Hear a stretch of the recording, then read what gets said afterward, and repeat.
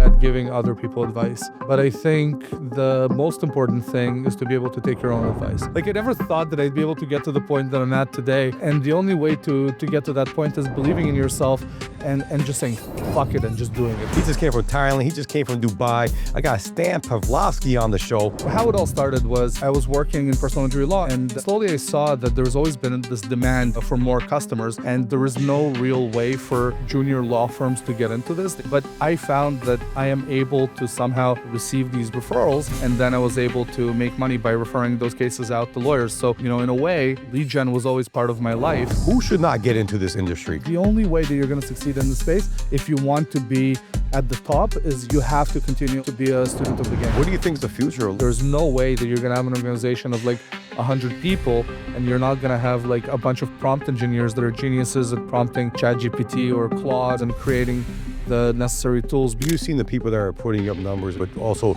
running their businesses right properly. What is the common denominator in their success? It's the people that are hungriest, not for recognition, but for knowledge. You talked about your hiring methodology, which I thought was fascinating. You good to talk about that? This is non-conventional here. So I've said this in private. I've never said this publicly, but you have to be able to be...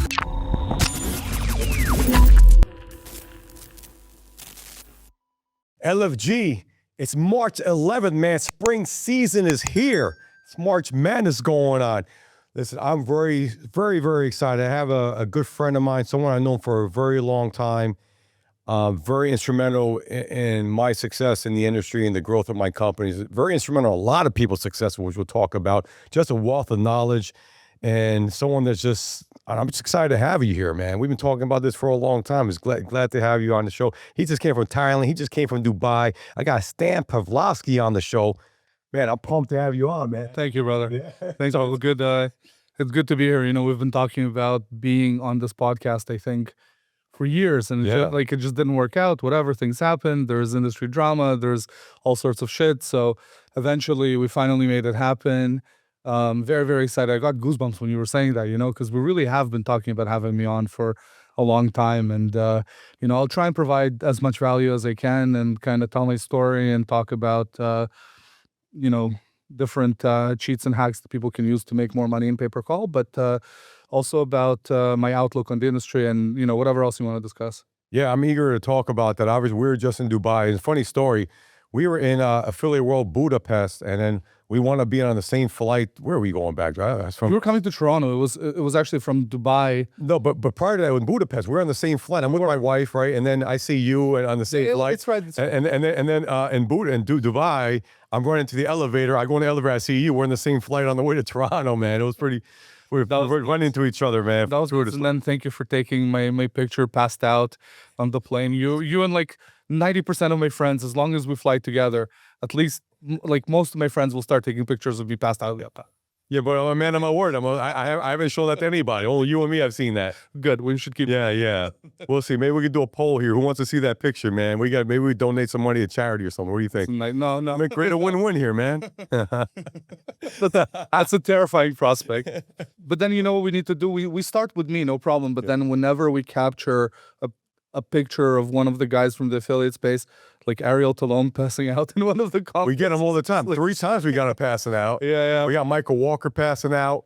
I'm surprised. Oh, she got me. Chance got me. We were on the way to, I had a crazy night. Do you sleep? Yeah, I sleep, man. I actually get decent sleep, but that was the one time, man, someone caught me in public. We're not even in public. This fucking guy wasn't supposed to put that in public. He just put it on the story. And we can't put that on LinkedIn, by the way. I can't curse on LinkedIn anymore. We're getting warnings. All right, so it'll be a PG. Yeah, that's all. Curse all you want, bro. Fuck those guys. Fuck LinkedIn. Yeah, man. Anyway, they need their stock to go up. What the hell are they worried about, man? What the hell, man? We need this. This helps. This is real. This is a real conversation that two business people are having. Both of us are successful. Yeah. Both of us have done great things in our industry. And I'm going to pat myself on the back. But in reality, why not curse? Everybody curses. They say people that curse most have the most integrity. Man, I got man integrity. Anyway, let's go back. So, yeah, man, listen, I think we first connect, I think maybe 2018, 2019. You had Dylan on your team. Yeah, Dylan was the one that connected. Yeah. Dylan was working for me. Shout out, Dylan. He's doing really good things now. He has some interesting stuff in the works. But so hired Dylan in 2019, I think, or 2018. And then he connected me with you, and he was like, dude, this guy's crazy. He's doing all this crazy stuff in solar, and making all this money, and we need to get him on our platform. And so that was great. And then we've just stayed friends ever since. Like that's the beauty of this industry, is as long as people don't screw around, it's very, very easy to have really close, tight-knit friendships with people, because for the most part, I think at a certain level, people are very likable in our space. It's just a matter of being able to harness that community and gather that trust. Yeah, 100%. I feel like the cream rises to the top, right? And I know you're very accessible. I'm accessible too, but you most form a moat. Like we have bullshit detectors, and I feel like a lot of people who are like the scammers, where they stay away from us because they know it's not even worth messing with us, because it'll just tarnish their reputation, right? Is what it comes down to. Exactly. Kind of like what happened with that viral clip of John Casto. Yeah. Going up to Timothy Lee, of all people. I mean, that guy is... Anybody getting into pay-per-call, do not work with that guy. Well, he's in private jets now. Apparently, he's scamming people on private. Did you hear about that? No. Yeah, I think the FAA is after this fucking guy. He's getting people like fake. He'll sell them tickets for a private jet, raise 60, 70 grand, and there's no jet. They go there and there's no jet. Yeah, that's his new thing. So he's gone on to a whole new, that's his new vertical, I guess. I don't even know what to say about that. I mean, there's always going to be scammers in the world, and there's always going to be scammers in our industry as well. And we do have to make moats, as you said. But he's one of those characters where, the amount of people that have been touched by him scamming them is insane. And that's definitely one of those things. It's like, it's very, very easy. Once you break through, it's very, very easy to make money in this space, but you have to be careful, especially in the beginning, especially when you're green. You have to get into this, and you have to have checks and balances, and you have to make sure that you accept that you're going to lose money. First of all, there's no such thing as success without failure, and second of all, that guys like that are going to be swimming around, and you have to avoid them and figure out who the proper people to work with are in this industry. So I was going to ask you, would that be? I want to go into your history. We were talking about how you got into it, but before we talk about that, who should not get into this industry? Because obviously you got to lose money. You're right. I lost a lot of money before I turned it around, but I don't think a lot of capital is a requirement. I think it helps. Don't get me wrong, but who should not enter this freaking industry? It's a good question. I mean, it depends on what portion of this industry you're talking about. Yeah. If you want to get into it and become an account manager, or you want to become an affiliate manager, you want to work at a network, you want to work at a company like Fluent or like any of these bigger entities out there, then you have to have kind of these capabilities of being a self-starter, and you have to be able to to listen to your superiors, and you have to be driven. But to be kind of like a you, or a Carlos Corona, or a Michael Walker, or a or a Ron Hart, or any of these guys, it takes much more than that. You have to dedicate your entire life and your entire process to the thing that you're doing. You have to learn every single day. You have to learn something new. I feel lazy in comparison to the people that I know, like comparing to guys like Ron Hart. Carlos, every time I see Carlos, he's learning something. He's doing something new. He's testing out. He's like, yo, man, look at this. I just figured out this AI bot for WhatsApp, or I figured out this other thing, or here's this new product that I'm building. You have to have that drive, but more importantly, you have to accept that you're going to be a student of the game for the rest of your life, because this industry is moving fast, and even more so with AI and all of these new advents in technology that are happening. The industry is moving at such a rate and such a breakneck speed that, dude, we hired Vlad from my team. We hired him a while back, and the guy knows more than most of the people that I know. How old is Vlad? Vlad's 25. Yeah, it's so important to hire younger people. Yeah, because they know what they know about the AI. They're the guys that know about crypto 10 years ago. You got to be with that generation alpha, man. Yeah, for real. It's honestly it's one of those things. It's the things that I look for when I hire people, is always look for these guys that are kind of a little bit more fringe. So they are reading a lot of books, and they are always studying, and they're always looking for that next thing. It's the only way that you're going to succeed in the space, if you want to be at the top, is you have to continue to be a student of the game. That's it. Yeah, I think that's great advice, and I am too. That's why I go to all these different shows. I mean, going to Affiliate World Dubai, and I want to ask you your opinion on that and what you got out of it. But we saw Dimitri speak. It was his first speech ever. I didn't know that. He did a great job. And we sat right next to each other. Man, he blew me away. The guy got me nervous, because he's like, listen, AI is evolving so fast that if you don't adapt, you're going to be out of business within 6 to 9 months. And I'm like, man, he's right, because I feel like I'm way behind. So that inspired me. Like, listen, I told my team, we're doing some stuff, but let's speed it up here. Let's not fuck around, because if we don't do it, our competition is going to do it, and we're going to fall behind, man. So you got to, it's a constant evolution is what it comes down to. It is. And shout out Papa Dubai, Dimitri. Yeah. He's a wonderful human being and very person. knowledgeable. Yeah. Very knowledgeable. I mean, that guy, from the first time that I met him, I mean, I met Brooklyn first. She's, I think she does all the biz dev and everything for him. But Dimitri has been such an inspiration to me as well. And watching the stuff that he's now putting out as content on Instagram, great content, has been very good. But watching him speak for the first time, he was like a little bit nervous, a little bit jittery. But then when he got into his own, I think he was talking about something that may not be the most popular topic, and speaking to a crowd of people that are trying to make money and telling them, hey, look, like if you don't get with the program, if you're not going to do these things, you're going to be obsolete very quickly. That becomes an interesting topic of its own. And having that bravery that he had to speak in front of that group of people and kind of be like, this is kind of doom and gloom, but it's a conversation that needs to be had. That's something that I respect a lot about him. Yeah, and he pulled it back the curtain. Like the slides were amazing. He was showing all sorts of numbers and stuff that really made you think. The quotes, everything was so relevant. He put some good time and effort into it. And even him, I mean, the guy probably doesn't have to work financially. He seems like he's doing really well, but he's got this thirst and hunger. I think that's what you're saying. If you're going to be in this industry, you have to have that thirst, that hunger, and not to stay complacent, because if you do, you're going to fall back. Your competition and overtake you. There's always be someone young. Someone doesn't have to be younger. Someone that's got that insatiable appetite that's going to get ahead of you. Yeah, you have to continue to want. You can't have, that's what separates humans from animals, is that we have goals and we have to achieve those goals. And that next step is having that insatiable hunger where you're continually creating these new goals for yourself. I know a lot of professional athletes, a lot of guys in the MMA sphere, and guys like Bo Nickel that I've spoken to in the past, and like he blows me away. Like he talks about how, like, he was at Geek Out, right? In New York. I saw his speak. That was amazing. Yeah. He spoke at Geek Out. He had that orange, the orange theory or whatever, and that was really cool. But and when you speak to him kind of behind closed doors and you ask him some questions like about your success, like, dude, everybody says that it's hard work, etc. What is it really? Like I actually, somebody asked him that question at the Orange Bowl, and he said, no, man, like it really is, like, yeah, there's talent, whatever, but talent can only get you so far.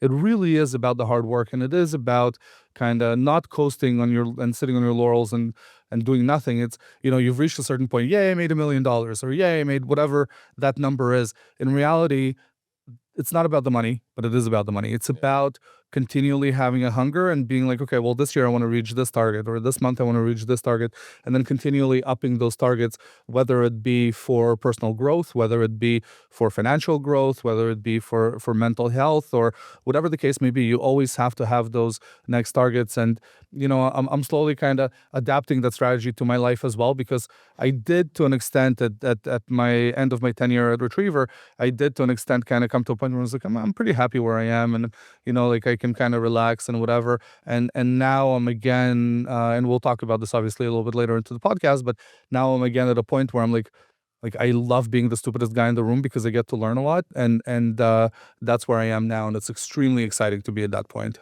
Yeah, man, you got me thinking. There's so many places I want to go based on what you just said. I guess let's go to how you started. How you get into the industry? You started in Toronto, is that right? Yeah. So actually, it's a funny story. So shout out David Brook. He took me for my 25th birthday, I believe. He took me to a restaurant where I met Jason Kay, who's the founder of Retriever. Prior to meeting Jason and kind of getting into the space, I was working in personal injury law for quite a while, and then from personal injury law I transitioned into helping kids with neurological disabilities. But how it all started was, I was working in personal injury law, and I was just like a law clerk, like helping out and whatever with files. And slowly I saw that there's always been this demand for more customers, and there is no real way for junior law firms to get into this. They typically have to have some sort of referral source, and those referral sources are in some cases kind of questionable, especially in Toronto. Like there's tow trucking and all these other things and rehabs, and this is like, there's like we can have an entire hour-long podcast about the insanity of personal injury law in Toronto, and the mob and everything else that happens there. But I found that I am able to somehow receive these referrals, and then I was able to make money by referring those cases out to lawyers. So, in a way, lead gen was always part of my life, and it just kind of slowly grew. So I started off in personal injury law. I became a settlement specialist. I was settling cases for a couple of different lawyers that I knew. I wasn't a lawyer, but I was doing it in accident benefits, which is where I'm just able to negotiate prices with adjusters on the accident benefits claim. And then from there, I transitioned to working with kids with disabilities after a few years. And that was primarily because we were winning large sums of money for people, for these children in medical malpractice, but there was no therapy that was actually helping, at least in Canada at the time. There was no therapy that was actually helping these kids. And so I ended up figuring something out. We founded a clinic called Revivo, and worked there for about 3.5 years or so.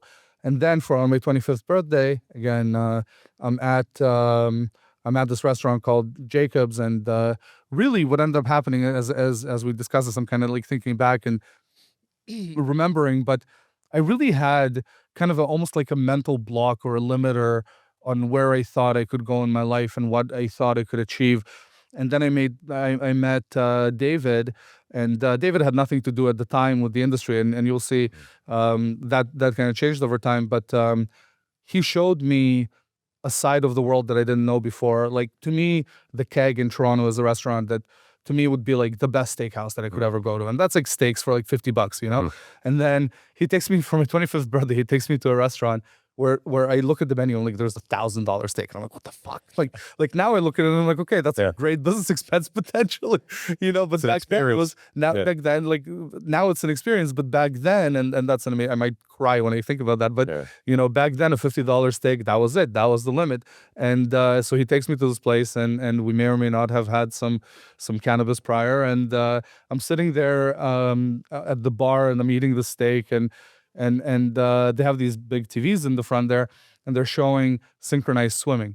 And I don't know about you, but I've never fucking looked at synchronized swimming for longer than a few seconds. Yeah. And then looking at it while stoned is like a mind-blowing experience. Well, I can see the beauty of it. Yeah, we are stoned. I mean, it's like, it's art. It's insane. It's insane. Not that I've watched much of it afterwards, but for that specific moment in time, that was a great experience. And so I'm sitting there watching this, and the guy sitting beside me is Jason, and that's how we initially met. And then a few weeks later or something, I see him at another place, and we just started communicating. And he's like a very interesting character, and he's like 6'5", and very highly intelligent, and we just hit it off and became friends. And he saw that I was pretty depressed working in the industry that I was working in. And he kind of explained to me that, yeah, I run a telephony company. I'm like, okay, cool. You're like, whatever phone in Toronto, we have Rogers and Bell and whatever. I'm like, so you're doing something like that? He's like, not really. And so we keep talking, and then one day we're talking, and he just says, he's like, yeah, I just like fired half of my staff, and I'm not very happy right now, etc. And I took that as an opportunity, and I said, listen, why don't you hire me? I don't have any experience in the space, but I have the drive, and I know that I can do something. And so hired me $65,000 Canadian my first year. So that's like, I don't know, that's toy money, right? So it's like 40K American or so. And for the first year and a half, I'm sitting at a table panicking. My palms are sweating, and I have no idea what I'm doing. And I'm looking at these phone calls, and we had Assurance starting at the time, and we had Dead.com, and we had a couple of big accounts. But I didn't understand the performance marketing space at all.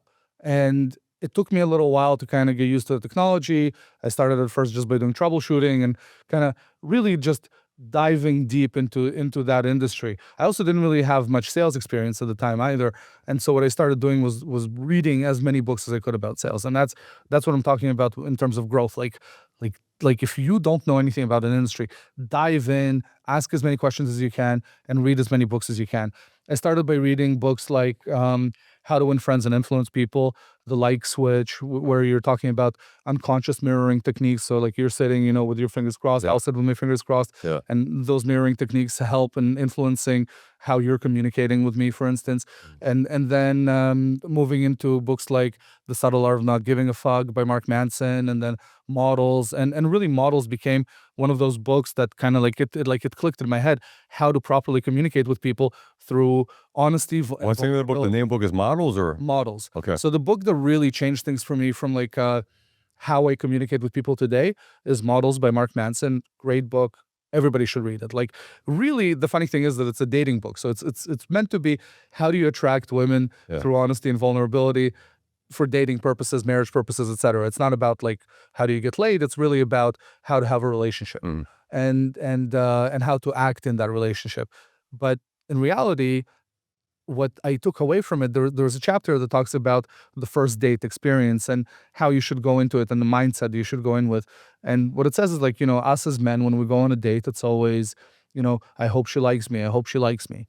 But when you switch that mentality to I hope I like her, that changes things, because the butterflies go away. And now you can have a conversation with this person because you're trying to find the things you don't really necessarily not care, but you don't assign as much value to whether this person likes you. You're just hoping that you like this person, and it kind of like shifts the power dynamic in that specific conversation.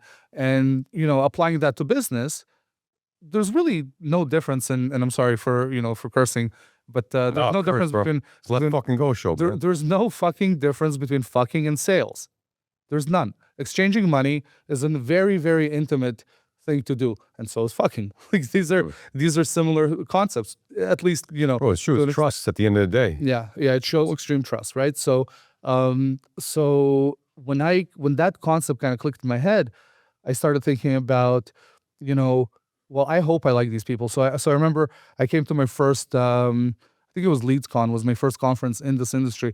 And I literally went up to every booth and started speaking to every single person I could talk to and just try and get as much information out of them as possible. But again, from the perspective of like it's not about me trying to sell something to you. It's about me trying to get as much information out of you about what you're doing. And then trying to create these kind of patterns in my head. Like if you've ever used lucid chart, my brain functions like a lucid chart. I'm trying to create these boxes and then create arrows that connect those boxes together, and that kind of gives me an understanding of the world around me. And in lead gen, that became instrumental to me. And at one point, I remember meeting Leo D'Anconia. He had a shout out, Leo. Yeah, he filmed here with us too in the same spot. Yeah, yeah, he lives in Miami right now, right? So I really liked Leo, and he was just getting started. We got on a phone call, and this young kid telling me about how he left the call center and now he's doing arbitrage in auto insurance. And I don't remember what platform he was using or if he was using any platform at the time, but I remember saying, I'm like, cool. I know somebody that's purchasing phone calls, so why don't I connect you with the person purchasing those calls?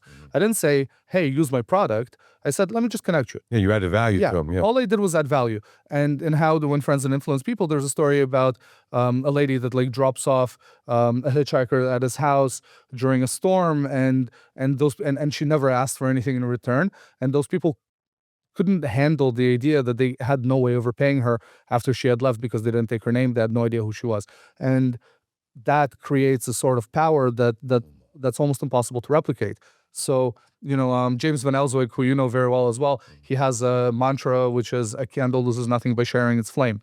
And I love that mantra. Like, to me, that's what I follow, and that's what I've been following for a long time unconsciously. But when I heard it, like, clicked in my head, I was like, this is it. This is exactly how I've been acting. And so that's what I did. At first it was with Leo. It was, hey man, let me connect you with all these guys that I know are buying. There were also networks, and that network effect where call starts at $10 or $15 and goes to $20, $25, $30, reaches a buyer at like $40 or $50. And seeing that network was really cool. But also I was then able to, over time, kind of direct a bunch of that business, grow the company by creating a bunch of different referral partners for each other. I didn't ask for anything in return. I just did it because I was trying to create this kind of network effect. This is like, I think I made my first sale for Retriever in the end of 2017 after a year of just nothing. Like thank you, Jason, for allowing me the time to grow into my own and to be able to do that. But that was the formative years were up to 2018, or my formative years were for about 2 years. I was kind of terrified that I was going to fail and burn out and not be able to do anything. And then finally that first sale hits, and then it's a different world completely, because after that you gain momentum and you start building and you start getting confidence, and you become like the sales machine almost over time. And and all I'm doing is, my office was 10 kilometers away from where I live. So I think like, I don't know, 7 miles, amazing. 7 miles or something. I think it's a 10. It's nice. No, 10 kilometers, so like 7 miles. I think in Canadian numbers. Yeah. Even though I spend most of my time in the US. And so, but it was on one street. So there's a street in Toronto called Bathurst, and literally one street, but it would take me about an hour and a half one way to go from home to the office and to go from the office to home. And so all I did every single day on the way back and forth from the office to home for years was listen to audiobooks. Yeah. And I listened to a ton of them. Like my Audible was packed, and that was instrumental in my gaining knowledge and confidence and understanding, and kind of like understanding my inner voice, and understanding how to speak to people and how to treat people. And honestly, over time, learning from you and learning from the other greats in our space, how you guys function and how you guys talk to each other, was also very, very, very important in my personal growth. There's a new endeavor called Roofs in the Box. It's just, man, from day one, it's taken off. When I first started getting into the roofing industry, what was happening was my fixed costs were always there. And so for me, I was looking at how can we kind of, one, save on these costs, and then two, how do I not lay people off during down times, but also maybe even the ability to pocket more money during the slow season or even the peak season. Since we've done this before, like with our lead gen companies where we have virtual staffing, and from Argentina or Colombia, I'm like, why don't we do the same thing in the construction business? Now, once we figured it out, we reduced their fixed costs by 70%. And so now during the downtime, they have real seasoned veteran type of players, but during the uptime, they pocket 70% of their operational costs are now going back in their pocket. And then when it's time to scale, they have the back end prepared, already ready to go to help them like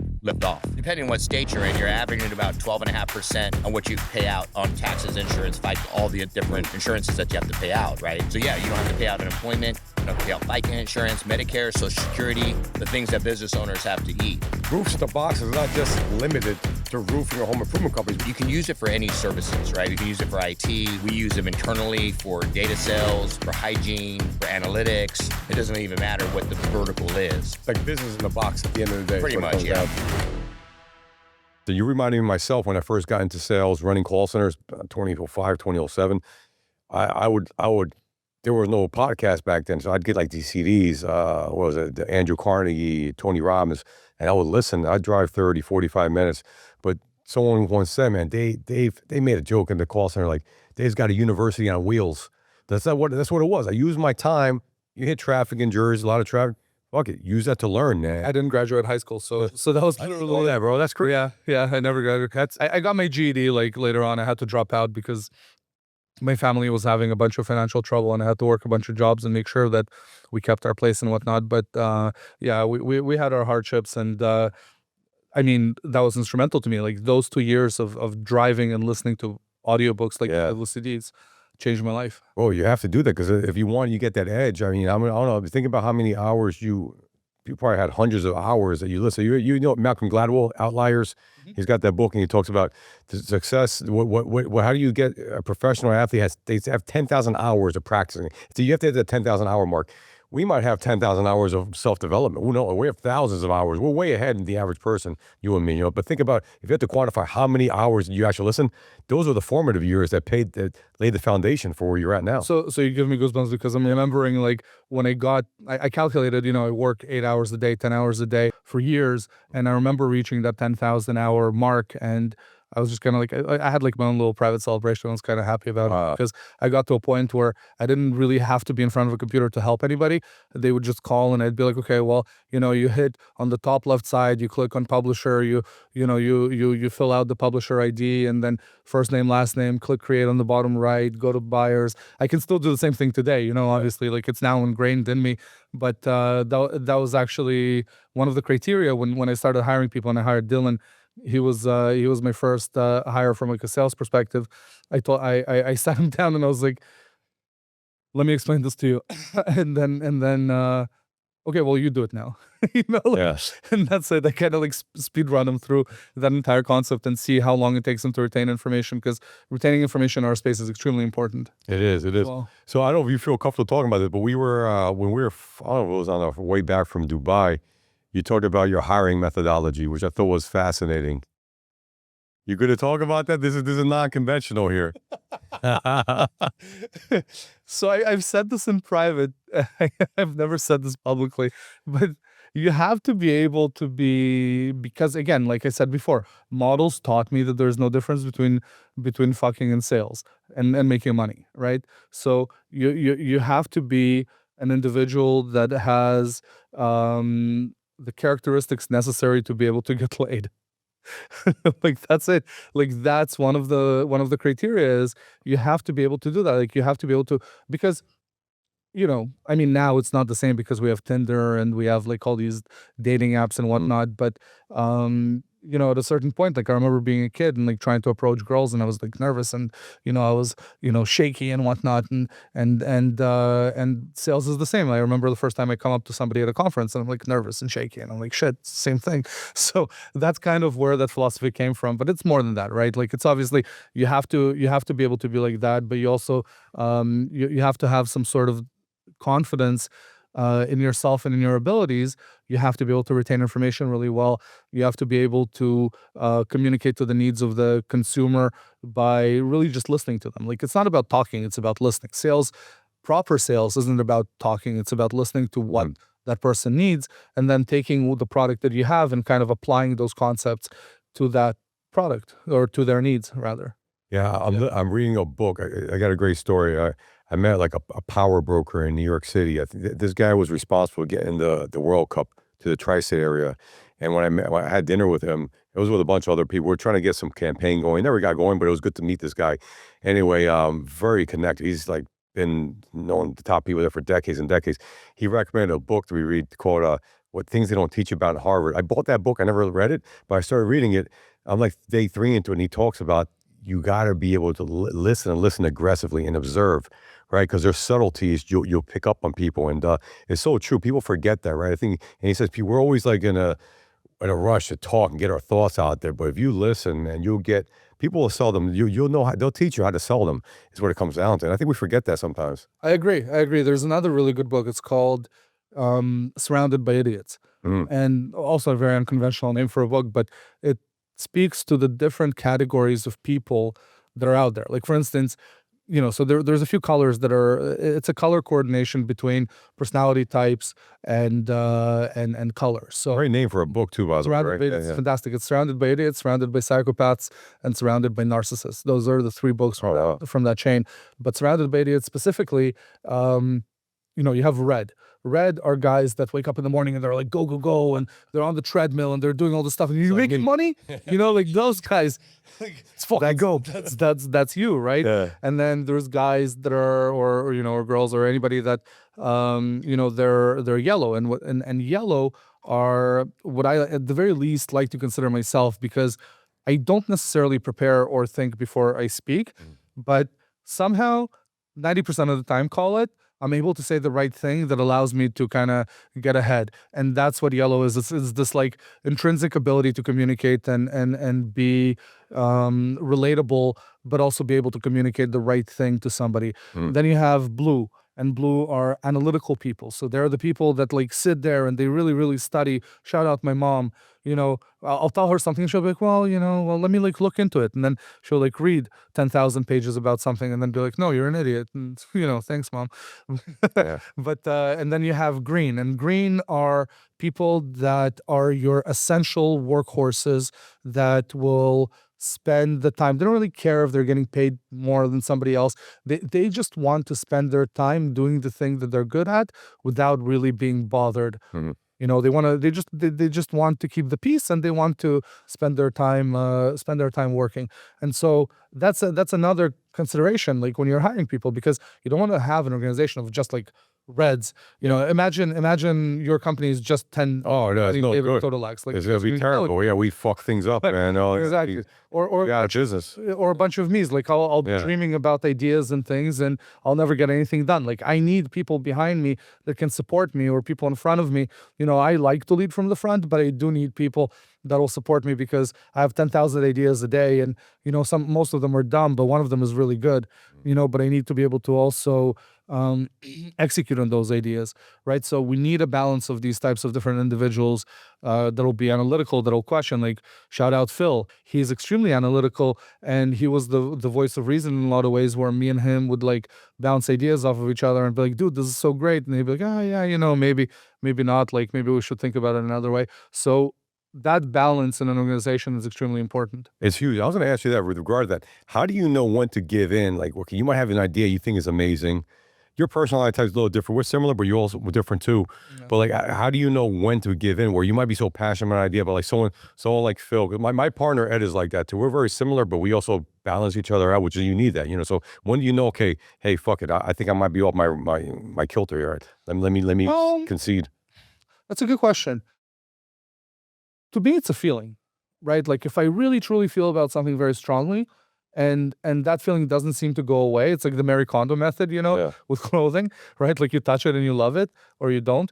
If I start getting pushback on an idea, and it's something where, like you have a point, etc., and I start thinking about it, like maybe this is dumb, then I'll say that. Right, like it's being honest with yourself, right? Because you can be passionate about something, but you shouldn't be stubborn about it. There's a big difference between being stubborn and being passionate. So passion, great. Stubbornness, great in some cases. You want to be stubborn if you're starting in this industry and you want to make money and you've lost some money. You want to be able to push through those pain points in order to get to success on the other side. But if you have an individual such as yourself, and you should consider yourself extremely lucky to have a partner like that, but somebody that's able to balance out those feelings and be that individual for you, then that's absolutely incredible. Like listen to that person, because their opinion is worth its weight in gold. Mm-hmm. And I would say too, if our industry is very diverse, so you have like one-man shops, you have people who have dozens, not hundreds of people on their team, but I would say if you're someone that's 1, 2, 3 people, and maybe you don't have a partner, get a mentor, a business mentor that'll help you kind of see what's going on. Because if you just rely on yourself, you're not gonna always have you might be able to get from point A to point B, but to get to point Z, you're gonna need a supporting cast of characters. But I remember, I think it was 2018 to 2019. I met Drew Thorne Thompson. He was a sales guy for Invoca. Is he at Pipes? He's at Pipes now, or he does like a bunch of different things. But at the time he was at Invoca, or he had just left Invoca. And I remember flying to meet him in California, and I'm like this young, impressionable, young Stan. And like I rent the car and I drive. He's in Santa Barbara or something, like he's like, and I fly into LA and I drive to meet him. He's like this cool dude, and he's like, he has horses and lives in like on a fucking crazy property, and we go sit down by the beach and have tacos, and we're talking about life and about outlook on business and sales, and I'm like, motherfucker, this guy is so fucking cool. And I asked him point blank, I'm like, do you mind being my mentor? Because I would love to be able to question you and pick your brain and learn certain concepts from you. At a certain point, I love Drew to death. He's a fantastic human being. At a certain point, it's not like I outgrew him or anything like that, but, we get busy and whatever. But I've always valued his opinions and his insights, and he was that guy for me. And then eventually that became James, because when I met James, the first time I met him was after, actually, you introduced him to me initially, but you showed me, I think, a clip of Geek Out. And in that clip, he talks about these things, and I've been thinking about, at that point, I've been thinking for a while about starting an event, and I'm listening to him speak, and I'm like, I hate how much I like him. Like he's saying all the things that I would say, and he's saying them so much better than I'll ever say them. So I do consider James, even though we haven't spoken much in recent times, just because both of us are busy. He's running a bunch of stuff, and so am I. When I do get a chance to talk to him, I savor every moment, because I learn a lot by communicating with him as well. So those mentors are extremely important. And I think in most cases, I haven't the famous people, the famous, relatively speaking, the famous people that I've met in our industry, kind of the cool kids club of our industry, right? If you approach any one of them, I don't think that any of them would ever refuse to have a conversation or refuse to be that person, because to an extent it's a massive amount of it's very flattering to have somebody approach you and say, hey man, I'd love for you to be my mentor. But also, people in the space that are successful do tend to want to share their knowledge, and everybody should go out and find somebody that is kind of like boy, I want to be like you when I grow up, like now it's somebody else. It's very interesting, and we'll talk about this in a bit, but James became that person for me for sure on a lot of different levels. He's just a cool dude. Yeah. Like he's fucking fantastic, and like I want to be like that. It was influential in my growth too. Exactly. Like he gave you your start as well to an extent. Yeah, we blew up solar together, man. I learned how to manage campaigns and blow up campaigns with them, And by the way, we did a podcast with him like a year ago. Yeah, that's right. Yeah, guys, if you haven't seen that one, you got to watch it. That was one of the better ones we did. That was amazing. That was a good one, man. He went in. He got into psychology, and like he went deep. He wasn't talking about stuff like vulnerabilities and fears and this, like stuff you wouldn't expect. He's a big guy. He was like 6'3". Yeah. And very well known in the industry, very well respected. But to hear someone like that, like not expose us, but like talk about their vulnerabilities, like, man, that was amazing. A lot of people got a lot out of that, man. Talking about his, one of his best meetings, talking about mentors, like his psychotherapist is like a mentor because it helps him go deep inside, right? So a lot of people won't talk about that. I mean, it's important. Therapy is important. I recently went through a breakup after 6 years with the same person, and she's great, and really it's kind of a my fault for the way things ended, but now I have been talking to somebody from like a perspective of like trying to understand my mistakes and figuring things out. It's like one of those coach type people, right? And it's been very fruitful to kind of get a perspective, because I have a bunch of friends, and I can have very deep conversations with, again, guys like David, guys like Dylan, and Boris, and guys that everybody knows in our industry. But it's another thing to be able to have that conversation with a stranger that can sum it up differently than somebody that for many, many years. Like it's a very, very different thing. So it's very, very important to take care of your mental health, especially in our industry. Oh yeah, because the swings, man, they're freaking crazy. Have you seen me? How many chances to see me, man? 6 months ago, like everything was going wrong. What the fuck are we doing, man? Am I going to be in business in 3 months, man? Like, what the hell to do? And then all of a sudden, like you're around the right people, and then things turn around. But it's you could be right here for years and years and years, and all of a sudden something happens, legislation, boom, or you get like really quickly. And a lot of people, they don't understand that, man, is what it comes down to. So yeah, I mean, for me, it's helped me out. Mentors, people in the industry, therapists. I mean, that's helped me get through that. And now we're doing great again. But I can't emphasize enough. I think some of the people, I don't know, they feel embarrassed, whatever, but it's out there for you. Take advantage of it. Yeah, and especially take advantage of that network effect. Become close to people that you believe are reaching the goals or have achieved the goals that you're trying to achieve. That is, I recently met this guy, Sean. He runs a very interesting campaign. You know him as well. He's the guy with the largest porta potty campaign. Oh yeah, that guy's awesome, by the way. Man, we had a blast in Dubai with him. Yeah. And I was talking to him, and I'm like, dude, like what? Like, so is this what you do? And he's like, yeah, but I also run an investment fund where I purchase companies that are doing at least $150 million in EBITDA. Yeah. That's a big number, yeah. What? Like, and so I started talking to him. So I've been taking bits and pieces of knowledge. He's a great guy. He's willing to talk to you. He's not sharing like withholding from me. So open. There's a lot of guys at that point, especially in investment banking and whatnot. They're just gonna be like, yeah, okay. You remind me, I'm gonna be in New York tomorrow. I gotta hit him up. You should. If he's there, I don't know. He travels so much. He might even. He travels more than you and I. Yeah, it's combined. I think. Yeah, he travels more than us combined. Yeah, it's crazy, and we travel a lot. Yeah, I know. That's insane. Yeah, he travels a fair bit. Yeah. But yeah, mentors are number one of the most important things for sure. Like, yeah. And I would say I'm going to go into something too. You may have forgotten about this. That's what I like about these shows, is that it's fun. You take a trip down memory lane. You may have forgotten about this, but we both know Anthony Sandrea. He's a legend in our space. He exited his company, I think 2-3 years ago for tens of millions of dollars. I mean, it's public out there. $70 million was the number, right? And I was going through something similar. I was about 2 years ago, ready to exit. I was in the middle of it, and I was looking at advice for people. And I talked to him because he'd been around the block, and he introduced me to investment bankers. Like the guy was really freaking. I was amazed that he was willing to do it, no problem. One of the most genuine people I've ever met in my life. Honestly, I make it a point whenever I'm in Las Vegas, especially in between conferences, if I can find, you know, even a day to have an hour with Anthony and just sit down and chat with him. Like it'll be like he's an early riser, so it'll be like 8 a.m. He's like, bro, yeah, like, yeah, man, let's get together. Yeah. And then it's like, come meet me at 8 a.m. at this like grocery store, and we'll sit down. Look at his shorts. Yeah. They're like in his sweats. Yeah, giant pants. No longer with McLaren. Now he's a Tesla driver. So. Oh, really? Shout out Anthony. But yeah, so the last time I saw him, I was like going through this process of making a very, very big life decision.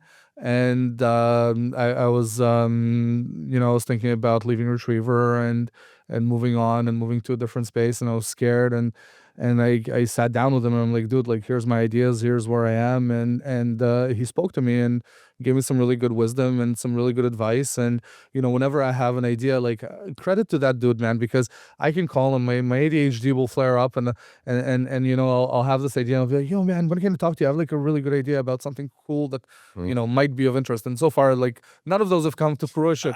None of them. But eventually they will. One of them will strike. It's a numbers game. But he will listen to me every single time and try and give me some advice and wisdom, and he's always going to listen. Him and Josh Snow as well. He's they were partners in that business before, and I saw Josh recently, and he's doing some really cool stuff. And he's also one of those guys, like, if you can catch him, you can gain a lot of wisdom out of listening to him speak. Yeah, and where I was going to go with that is that I think the reason why he's willing to do it, and he's a cool guy. He's very forthcoming and willing to spend his time with people. Doesn't matter, right? But he had told me during that experience that you got to talk to Stan. He's the man. He really helped me during this process. I guess you connected him with a bunch of people too. So he said that, and I known you and I had done some stuff prior to that. But when I heard about that, because exiting an investment bank, that's a whole different world. That's a whole different level. So I was like, I didn't know Stan had that kind of experience. But so I think that's why you helped him during that. It's a value exchange at the end of the day. Yeah. So the philosophy is walk softly and carry a big stick, right? So I the most important things that I've accomplished, or the most important deals that I've made, are ones that I don't talk about and that I kind of keep quiet, because those are just for me. Those are things that I want to kind of keep to myself, and they're like my little cookie jar moments that I'm feeling down or something happens, or Jocko Willink says whenever anything bad happens, good. More time to improve, more time to move on, more time to get better gear, to get whatever, he's a Marine and whatnot. But I also believe that wholeheartedly, that I need to have these like private moments and private wins, and I'm very, very happy about the ones that I've had, because I've been able to help a lot of people, and to me that's invaluable, because it created lifelong relationships and friendships that are, if one day something happens, sure, I can ask for favors as well, but just seeing those people be successful and happy is the biggest reward to me. Yeah, no, it's true. I mean, that's why I'm so glad to have you on here, because you're very well respected. You're very well known. I mean, when you say you've been in the industry with 8-9 years, it really feels like decades, right? I mean, it's right, doesn't it? I mean, for me, it feels that way. Like, it's crazy. I aged so much in the past 8 years. It'll do that to you, man. I mean, honestly, but no, that's a thing, and it's a great thing. So, man, there's so much stuff I want to talk to you about, and I guess I don't know, maybe now's the appropriate time to talk about this. Like, what do you think is the future of Legion? Where's this world going to? It's a lot of changes. AI is here, and we were just in Dubai. There's so much stuff going on there. Like, what are you seeing, and how do people not just survive and thrive, prosper in this environment? I think that the name of the game is disruption. And, I'll take the time to tell you about some disruption that I'm part of now. And, I mean, again, Dmitry was right when he says that there's a lot of risk out there, and if you're not learning, and if you're not doing the stuff that Samara is doing, for instance, with AI, or Ron Hart, or Michael Walker, like, he's been posting some cool shit that he's been dealing with, and I follow these guys, and I kind of watch them from the sidelines, and I'm very, very interested in what they're doing. I recently left Retriever. I left, and at first I decided, maybe I'm gonna like just consult for a bunch of different companies. But during kind of the last part of my time at Retriever, I met a very, very special guy. His name is Tyler Reese. Tyler sold his company for a very large amount of money to Humana. His company was called Innovative Financial Group, IFG. He had the largest Medicare agency in the United States, like bigger than anybody else that you can imagine. And he started looking at after he sold, he started looking at the inefficiencies that he saw in the space, in the call center space, in the compliance space, in the policy signing space, and quoting and enrollment, reporting space, and kind of all over the map. And he said, "Well, why isn't there something that kind of becomes one omni-channel platform that can disrupt the space and can create something interesting?" And so, as of this month, I joined as chief strategy officer, a company called Enroll Here. I believe that we are the disruptor of this industry. I believe that what we've gathered, aside from just the technology, is the knowledge of the people that are on the team. You can't get any better than Tyler from the perspective of an agency owner that sold a business to Humana. I mean, if you've ever gone through Humana's compliance, which put Phil on suicide watch for a while, you know, he's a special character. He's a special guy. He's like the biggest family guy I've ever met in my life. Like, we're sitting here today, and we were supposed to be here until Thursday, but yesterday I was like, yeah, I miss my family. I just want to go home. So we're leaving tomorrow instead of on Thursday. And I respect the crap out of that, because like there aren't many people that are willing to do that. People will sacrifice everything aside from business, and he does the opposite. He sacrifices business for family to an extent, not in the way that like anything negative happens, but he'd rather work from home and see his kids and see his wife than otherwise. But his knowledge in the industry is incredible.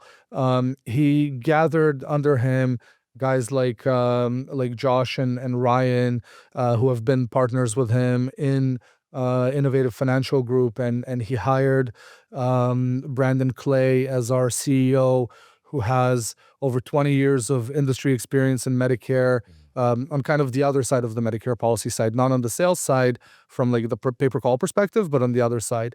And that's extremely instrumental. And that man has so many interesting strategies as CEO that I don't think I've known a proper CEO until I met him. He impresses me like crazy. And I kind of look at him like, man, if I ever become CEO, I want to be like him. Like, I want to be that kind of guy, because his storytelling ability, the way he posts on LinkedIn, the things that he does behind the scenes, obviously I can't talk about a lot of it, but the things that he does behind the scenes and how he does them is phenomenal. And then the tech team that we've gathered with Nico and Tim, and the rest of the team, like, they were able to build this fantastic software that does, we have a dialer product, we have a reporting product for affiliates, we have for affiliates from the perspective of for the agencies that are using our product to be able to see proper values. We have a commissions product, which is extremely complicated, and I don't know it well yet, but it allows for calculating commissions for agents directly.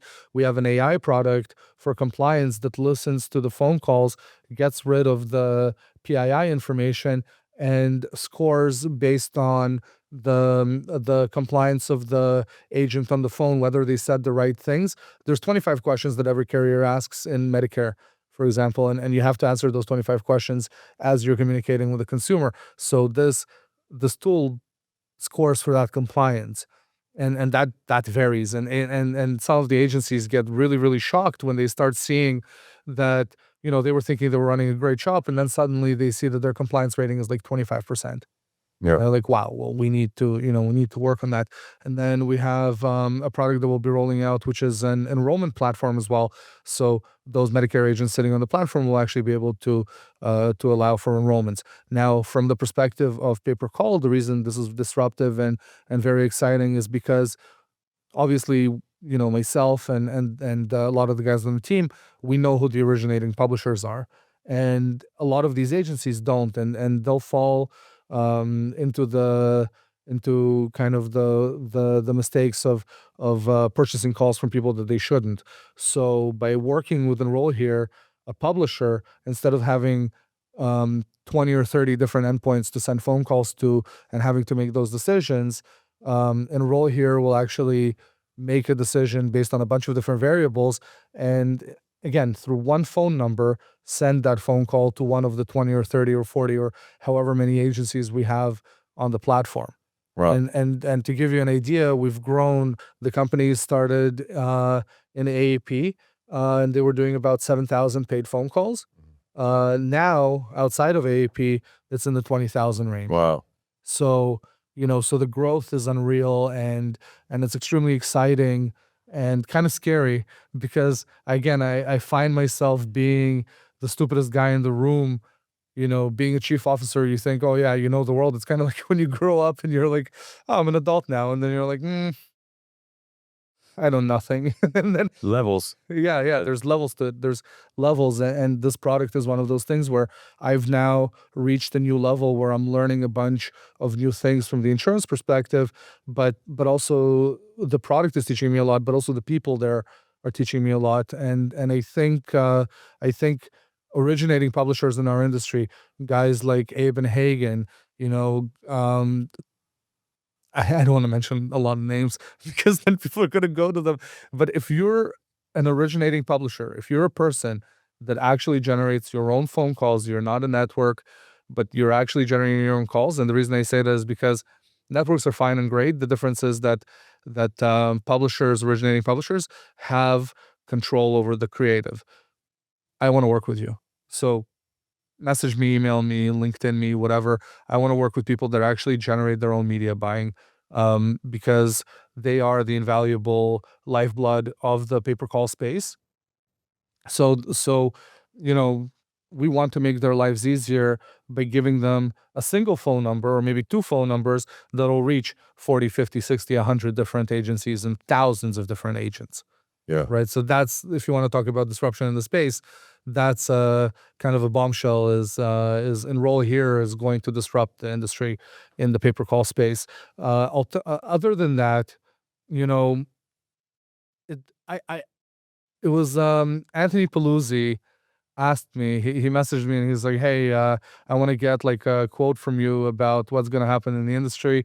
And this is prior to all of us celebrating the 1-to-1 went away. Mm. But I said that the industry is kind of cleaning itself up, and we're getting less of the riffraff and better quality calls, and there's more intent, and LTVs are going up, and costs of acquisition are kind of going down in a way, or at the very least they're now following the rate of the success, right? So what I see happening in 2025 and onwards is I see a more educated consumer, but I also see a more educated, more technical affiliate, because the others that aren't, they're just going to fall to the wayside. There's no way, to Dimitri's point, there's no way that you're going to have an organization of like 100 people and you're not going to have like a bunch of prompt engineers that are geniuses at prompting ChatGPT or Claude or any of the other solutions and creating the necessary tools. Because you're not going to compete with somebody if you're making 2-3 creatives a day. You're not going to compete with Samara, who's doing a couple hundred creatives a day. Like, it's just not going to happen. So the opportunity and the breadth of opportunity is only increasing. And the other thing I wanted to mention is, when I started in the industry, I started going after traditional agencies. And those traditional agencies, when you speak to them, they talk about, sign a $10,000 retainer and pay for the media buy, and we're going to make sure that you get a lot of traffic, yay. And then that traffic results in like $40 of calls, not of pay-per-call value, but of just phone calls, right? So a month, which is nothing. It's like, I don't know, 10, 15 calls a day or something. So if you're a performance marketer, try and go the route of competing with traditional agencies, because they're not going to be able to compete with the mentality that you have, which is a result-driven mentality. If you're going to go to a brand and say, "Hey, instead of paying me a $10,000 retainer, let's make a partnership. I'll I'll sacrifice my money and I'll try and make something happen for you, and let's deal in sales rather than deal in branding, so to speak. And branding is important, obviously, right? But but it has to be both. It has to be kind of that dual hybrid mentality. There's a lot of interesting campaigns out there. Home services is growing like crazy. Like home services is becoming a massive, massive vertical, and there was a lot of funding that's going into that space. Huge amounts, yeah. Huge amounts. Medicare, ACA, final expense, those are kind of evergreen verticals that will continue existing no matter the legislation. I remember in 2018, there was legislation coming out and it was, yeah, that's it. Medicare is done. And you saw a bunch of people leave, but then that left more room to play for others, and you have at the top of our industry, you have guys like Bilal and guys like Manny and Dmitry and all these different, like weapons. They're assassins in our industry, and they will roll with the punches because, I mean, you have to adapt, right? Like that's all part of the evolution of our space. So don't be scared of legislation. Be cautious, but try and roll with the punches, and just be aggressive with how you're doing it. I love that you said roll with the punches. I think that's one thing a lot of people, I think media buyers, affiliates, or whatever you want to call it, or even business people, sometimes it can be very short-term thinking, and they want to hop from, if the money, they're used to living this way, and then the money goes here, like, fuck, I got to get back. So they jump into something else, keep jumping around, rather than roll with the punches, stick it through, take a few steps backwards, figure it out.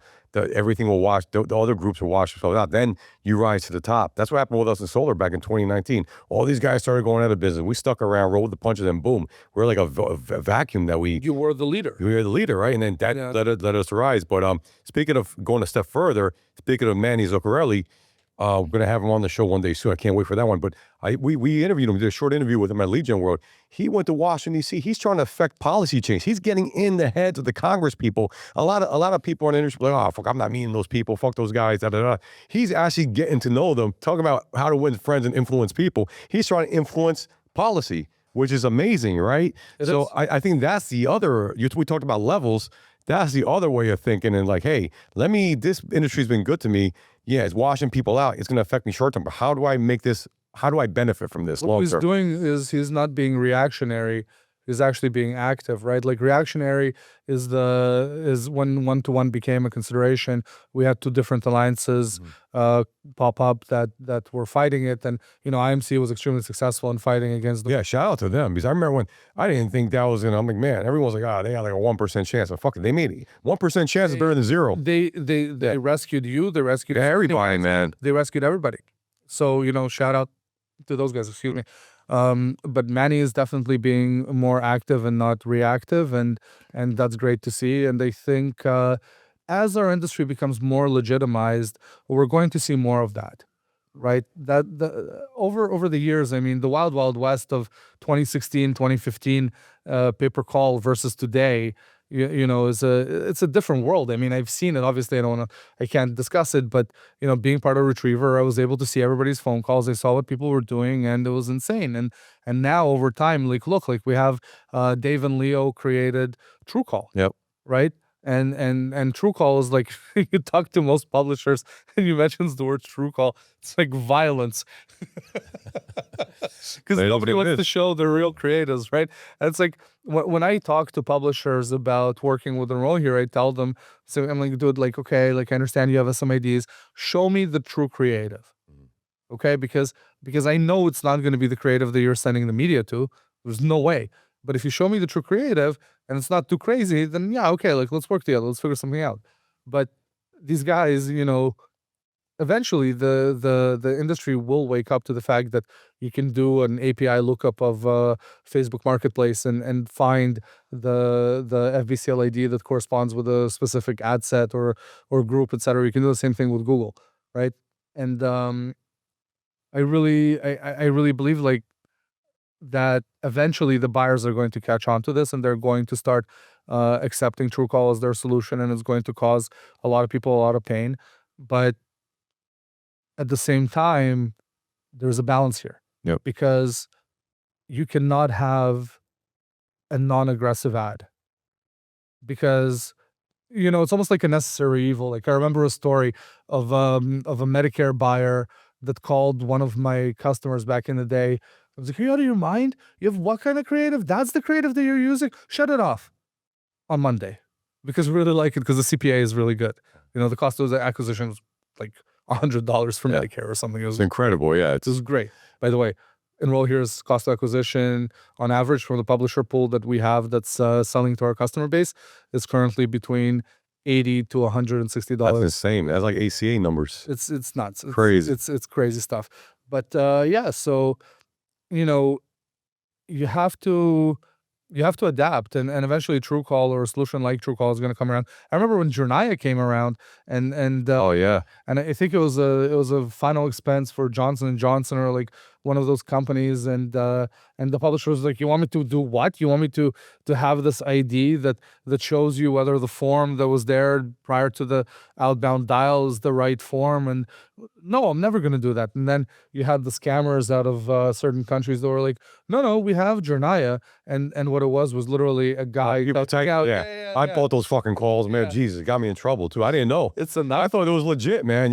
Yeah, it's a nightmare. And so I remember speaking to the guys at Jornaya, and I was like, okay, what we need to do is we need to not just make sure that the language is present and all these things are present, but we need to figure out whether the IP of the consumer matches the area code and matches like the submission time, etc. Because sometimes the submissions were like a second to fill out an entire form, which is impossible, right? So time to make a submission happen, all these different things. There's always been software that attempted to clean up and legitimize things. And it's not that, look, all marketing is legit marketing in a way. Like if you're getting somebody to make a phone call, then to an extent that's legit. Yeah, there's something. And you know, it's that Joe Rogan joke. You know, it's he doesn't feel bad for the guys that are on the back page of a Hustler magazine buying big dick pills and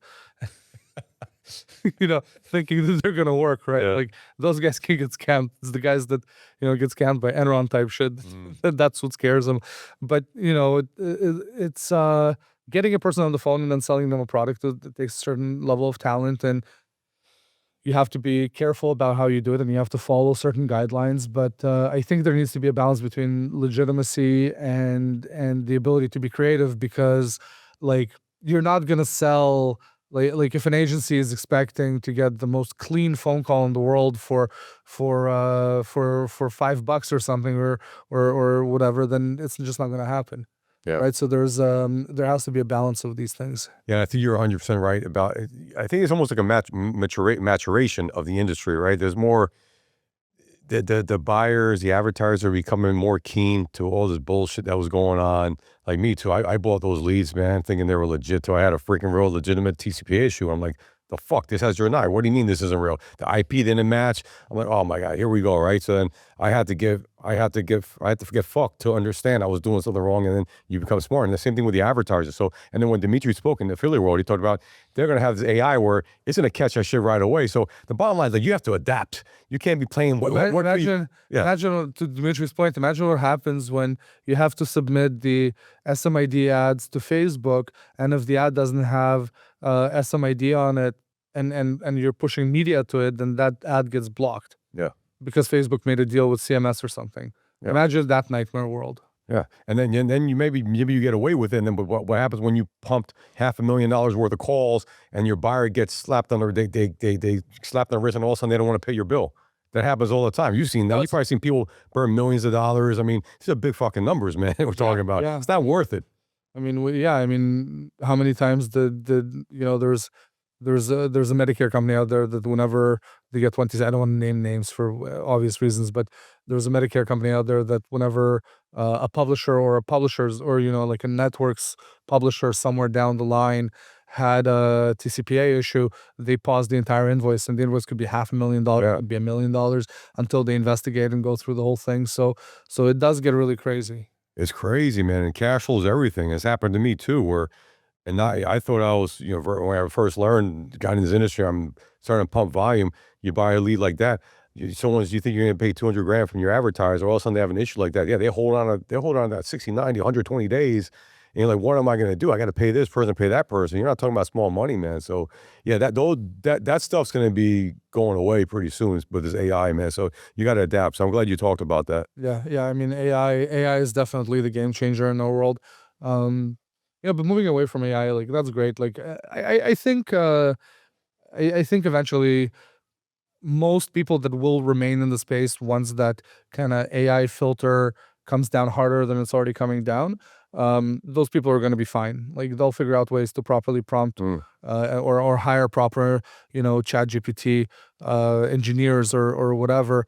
My biggest hope is that they pay those operators the right amount of money because, I was thinking about this for a long time, and one of the things that pissed me off when I was at Retriever was the lowest paid employee was responsible for the most critical part of the business.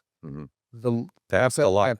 The lowest paid employee was the most responsible for the most critical part of your business, which was managing call flow. So imagine you're doing $100,000 in media buying, and you're sending it into a system like Retriever or Ringba or Track Drive or whatever the system is, and your lowest paid employee is the one managing it. It's insane. It's insane to me that people would would outsource that stuff. Like it drives me nuts. And then one of the things that we would have was and somebody like me or like Phil or any one of our employees where the employees are all highly skilled. We didn't hire people that actually, including our marketing people, everybody knew how to create a ping post integration. It's amazing. Be it with Ringba or with any other platform out there. They knew how to do that. And that's in itself has a crazy value because you have to be able to help a customer. But the reason that we had to help them to that extent, even while building simplifying features and building, web configurators and all these different things, is because on the other side of the coin, everybody's trying to save money because they're already spending so much. And so instead of paying somebody an extra $60K a year or $100K a year, US, Canadian, right? So let's say you pay an operator $100K a year to manage your call campaigns.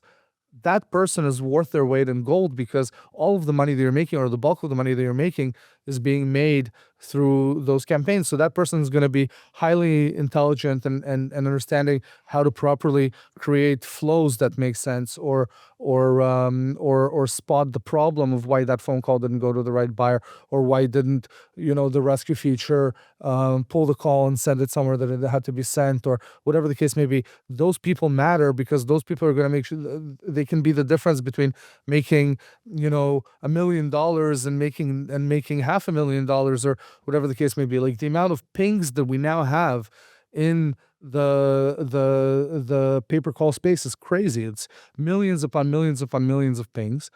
It's I don't remember what the number is off the top of my head, but there's like a massive number of these pings. And then if I talk to majority of the operators within their companies, like I don't know, I tell my rep to set up my RTB, and it's like, and by the way, I also don't like the term RTB. It's RTBB, which is RTB stands for real-time bidding. In reality, it's real-time blind bidding because you're also not seeing the other bids that are coming in. So there's no proper competition between the different parties. So you have zero insight into why your bids aren't being accepted, but you're also paying somebody that's probably not smart enough or not skilled, and maybe not smart enough isn't the right word, but not skilled enough to properly diagnose those problems, or maybe just doesn't give a shit because they're not getting paid enough money. Like you shouldn't be outsourcing the most important portion of your business to those people. Those people should be highly skilled people that you pay a lot of money because they're the ones driving your business forward. Just like you should be paying your media buyers a lot of money, you should be paying your operators a lot of money because without them, like yeah, sure, you can sit and your company can generate millions of dollars and you can drive your Lamborghini and do your cell phone videos and be like look at how rich I am. But in reality, is it due wealth or is it you sacrificing a portion of your business and maybe even making more money by having those people? Yeah, and the headaches, man, it's not even worth it. I mean, when I first started my company, we had this terrible, I'm not gonna say the name of this. It was a cheap call routing thing, not call routing. I think we weren't doing calls, but like a Leadspedia kind of competitor kind of thing, right? I mean, I didn't want to pay whatever they were $3,000-5,000 a month. So I think I was paying $500 a month. Oh my God, bro!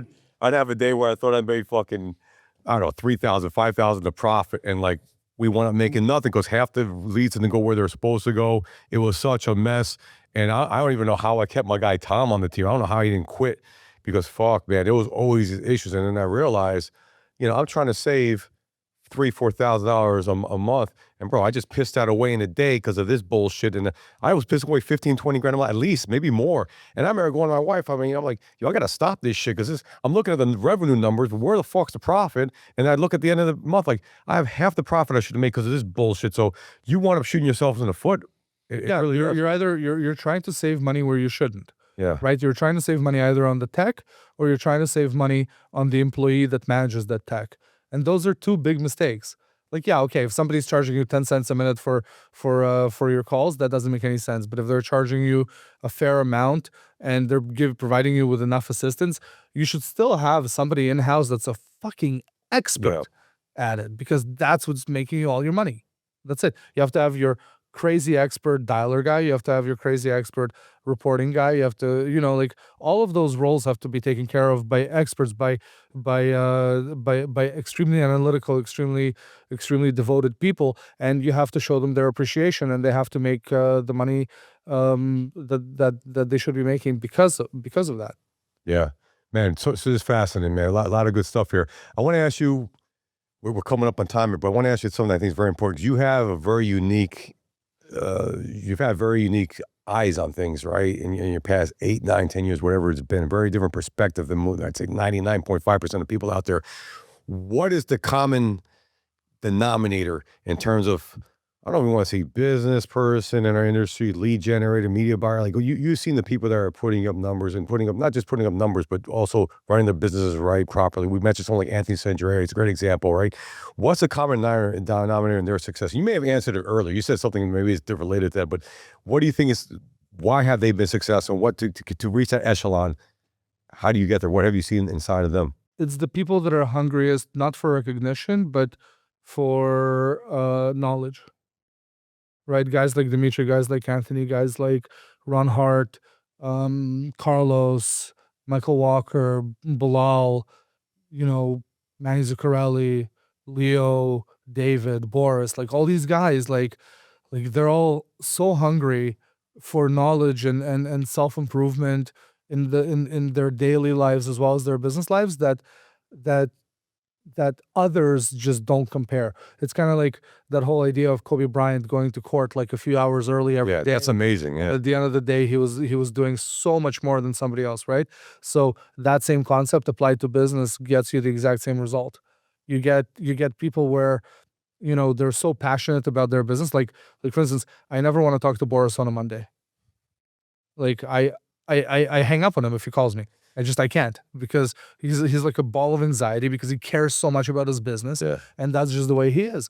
Or the same goes for guys like Bilal. When I first met Bilal, he was doing tons and tons of money in leads for assurance back in the day, and now he's one of the leaders in the pay-per-call space as well. And he got that way by continually driving, having that desire, having that hunger. He built. At first, it was just him.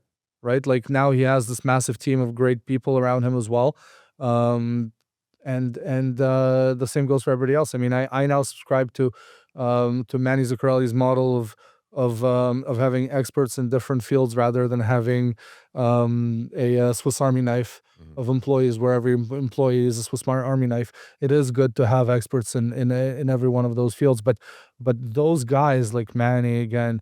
Bilal and everybody else that I've mentioned, those are the people that are up before you and go to bed after you, and they're not lazy and they don't give up. And maybe they get a day where they lose a bunch of money, but it doesn't stop them from coming back with a vengeance. That's what you need. You need that hunger, you need that power, you need that strive, you need to have almost like a fighter's mentality, and you need to be like this person that's just like, okay, I lost a bunch of money, good. I'm gonna learn how to make sure that next time. First of all, good that I had the ability to afford to lose this kind of money.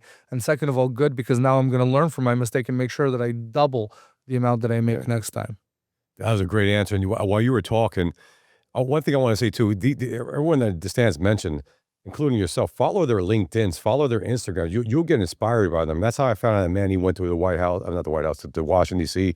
Bilal, speaking of him, I think and they go places where other people won't go. I mean, Manny went to Washington, D.C. speaks at Google. Exactly, yes. Gets flown out by Google and speaks like, what? No one else. I don't know anyone else doing that in their industry. So nobody. Again, started from one man shop to tons of people on his team doing great. A lot of ups and downs, but fucking always going forward, right? And going to Google. I mean, Google's one of the top 5 most valuable companies, or top 10. I don't know, up there, but he's there. He's in bed with those people. So you want to get in bed. You want that proximity is what it comes down to. And you got to find, that's kind of what you've done too when you think about it. You've gone another level now. Now you're talking about a company that was bought out by Humana, which I don't even know their market cap. Half a trillion, I have no clue, but that's a whole other fucking level. So that you're doing that too as we speak. And then I'm going to be speaking at an event in Puerto Rico end of April. My friend Maury's throwing an event there. Great event. Oh, I love Maury. I love Maury. You should try and make that event. But I'm going to talk about what I'm doing right now, because I'm doing that too. I got these deals with publicly traded solar battery companies, man. We have a press release going out in a couple of days. We have all these deals where it's kind of tied to lead gen, but it's not. Like it's another level up, and that's kind of what you're doing too. So you follow these people, and then no matter where you are in your journey here, whether you just started, you've been doing it a few years, it's just inspirational. And then success leaves clues. I say that a million times, and you follow them, follow their clues, and you can get there too. Yeah. I mean, I'll give you another quick anecdote of what it takes to be successful. You know, I've been doing Muay Thai for forever, right? Like, glad you're talking about Muay Thai. Yes. Not the. I'm nobody, like, in comparison to the guys that I know. That's why I don't really like. I'm like, yeah, okay, I do Muay Thai, or like, yeah, whatever. I go to Thailand, but there's a guy named Firdaus Naimi. Him and I not started together, but I met him when he was a young kid. He was like 18 and I was like 20 something, and we were training in the same gym. And at a certain point, we both made decisions that kind of changed our lives. He went the route of he's going to quit all the work that he was doing. He was becoming a professional plumber. Like, he was doing all these great things. He was making good money, and he's going to sacrifice his life and become a professional MMA fighter. And he went to Pittsburgh, to this place called Lower Burrell, Pennsylvania. Shout out Matt Factory. And lived in a tiny room where, like, the toilet is in the same room as your kitchen and everything. It's like fucking insane. And he lived there for 2 years learning how to wrestle. That's how he met Bo Nickel. That's how I ended up meeting Bo Nickel. But this kid went from being a great Muay Thai striker to becoming an undefeated 5-0 MMA fighter now. Right. And I support him as much as I can. And I think he's probably 1 or 2 fights away from being in the UFC. And he's a massive inspiration to me as well, man, because watching a guy that sacrificed his entire life, sacrificed everything, left his family, left his job, left every single thing you can imagine, he sacrificed, stripped himself down to nothing, almost like a monk mode, and just fought and learned and fought and learned and read books and philosophy and all these things and studied the art as much as he could. Now 5-0 undefeated. It's amazing. And it takes that mentality of, I don't give a fuck. I know that I'm destined for greatness, and I'm going to reach it by sacrificing everything that I can and diving into it head first. That's the most important thing. I dove in head first into Retriever. I'm diving in head first into Enroll here, and hopefully coming out the other side, with more knowledge than I've had before, and transforming everything. I mean, I want to transform the way I speak and the way I act and everything, because the lead gen industry taught me one way, and now I'm learning a much more professional and more kind of even-keeled way from speaking to guys like Tyler and Brandon and the team there. And you know, like I said, watching guys like that sacrifice absolutely everything and put everything to the side, put their lives on hold and say, I believe that I can achieve this. No matter what, no matter what you believe, if you believe it's strong enough, it's not going to come to you unless you put in the hard work that's associated with it. That is the most important part of it, is you really have to dive into it head first. Yeah. You know what, man, I can't end it on that note, because I think that's the key, diving head first, right? That's what all these successful people we talked about have done. And you did that too with Muay Thai. You went to Thailand, right? I know for a point, I think you went away for a bit. You're like, listen, I'm turning off the business. The business ran on its own. And you went there and you're fighting over there and you just dove out first. I did a few stints of training in Thailand and I really loved it. And I now have my entire back is tatted with Buddhist tattoos and Nice. and stuff. I kind of became a Buddhist while I was out there to an extent. I adopted a lot of the philosophies that they have, and I've seen these guys that, you know, like, dude, like these kids start fighting at 4. Like the world champion right now, this guy named Tawan Chai, he's doing an interview and he's speaking with this guy and he tells them, my most proud moment was when I fought for the first time. I was 10 years old and my opponent was 5 and I knocked him out. And I was happy because he had a bunch of fights before that and I've never fought before. Wow. That's insane. Like the mentality of people out there is incredible, and I learned a lot from the people that I met over there. I mean, I love Thailand. It's such a wonderful place, but the mentality of the people and kind of the hard work that they put into everything is incredible. Man, you make me want to go to Philly World, Bangkok. It's such a trek, but it's an experience. It's worth it every time. To me, it's an excuse to go there, but yeah. It's cool. One last thing. I mean, I'm just gonna give you the floor, man. Anything we didn't touch upon, you want to talk about? What's like a last? And I don't do this with anybody, but I feel like you have so much experience. And this was a great interview, by the way. God, man, this was amazing. Thank you. But I can't wait to see your evolution too. What's gonna happen next? But what's your last thoughts, man? Anything else you want to leave off on?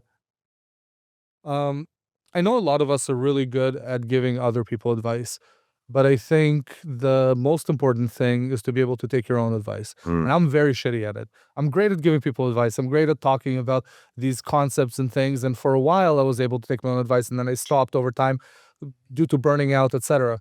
But take your own advice for the most part, and believe in yourself, and you're going to be able to achieve far more than you ever thought was possible. I mean, I'm a kid that went through 2 immigrations before I was 10 years old. You know, I never thought that I'd be wearing, you know, shoes that cost whatever amount of money, you know, like I never thought that I'd be able to get to the point that I'm at today. And the only way to get to that point is believing in yourself and just saying fuck it and just doing it. Like that is the most important kind of takeaway I can give you in this business, in life in general. Just say fuck it and do the thing, do the hard thing, and don't stop until you achieve results. That's it. That's it. Great advice, and that's a philosophy. LFG Show. Let's fucking go, man. Do what you got to do to make it happen. So again, an honor having you on here. How can people find out more about you? If they don't reach out to you, what's the best mode? So Instagram, Stan Pav 88. Find me on LinkedIn. Stop me at a conference. You know, I'm pretty reachable. My email is stan@enrollhere.com, so they can reach me at Enroll Here as well. Beautiful. Guys, this is great, man. This is amazing. I'm glad we did it. I think we have to do another one down the road, 6 months, a year from now, whatever. See where you're at, man, how it's going over there. And I love the whole thing, disruption. It's all about disruption. You got to freaking pivot. If not, you're going to get disrupted, right? So I love that we talked about that. Man, listen, fucking very happy on the show, man. Thank you. This was good. Get ready to level your shit up with the LFG Show. We travel the globe to bring you heavy hitters from all walks of life. We've been talking some serious business, from the best digital marketers, government contracting experts, to top athletic and celebrity doctors. We've got it all covered. We're talking to guys with cash in for billions with a B. And the best thing is, we're just getting started. So hold on tight. We're about to crank it up a notch. Get ready for next level networking and masterminds within the LFG community. Scared money don't make no money or honey. Hit the subscribe button, drop a like, leave a comment, and let's fucking go.